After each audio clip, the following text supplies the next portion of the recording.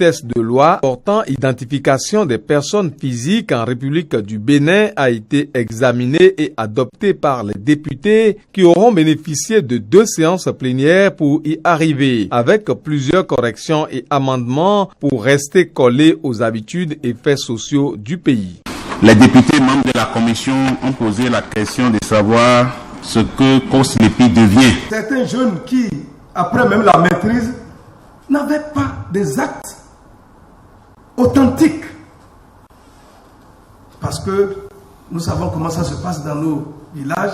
Dans la précipitation, on va à l'examen, on dit on vous délivre une attestation pour aller à l'examen après, on ne suit plus. Aujourd'hui, les jeunes, pour élaborer le passeport, on leur demande la source. Ils ne trouvent plus. Parce que ça n'a pas été enregistré, suivi comme cela se doit. Mais à travers cette loi qui permettra d'organiser un recensement biométrique administratif au plan national et de manière globale, nous prenons une grande avance sur ces exigences. Au lieu de gérer la question de manière parcellaire, carte d'identité biométrique séparée, passeport biométrique séparé, on en fait aussi de la biométrie électorale. Donc, carte électorale biométrique séparée.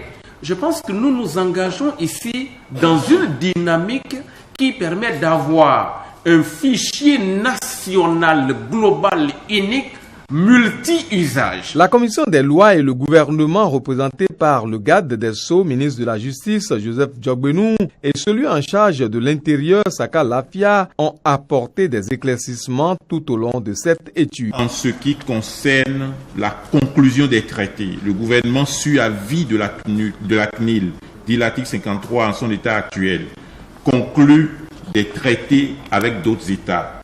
L'honorable voudrait qu'on ajoute avis conforme. Il semble que ce serait pas conforme à la Constitution, mais le dernier paragraphe de cet article peut être maintenu. Il peut autoriser par décret, après avis conforme de la CNIL, les exploitants d'aéroports, etc. Sur les autres observations de l'honorable Aronvoy-Bla et sur l'observation de l'honorable Prudencio, le gouvernement n'a pas d'objection. Cette loi sur l'identification des personnes physiques en République du Bénin est d'une importance capitale en ce sens qu'elle vient régler les questions de base de données fiables. Une proposition de loi qui émane du député Mathurin Kofi Nago.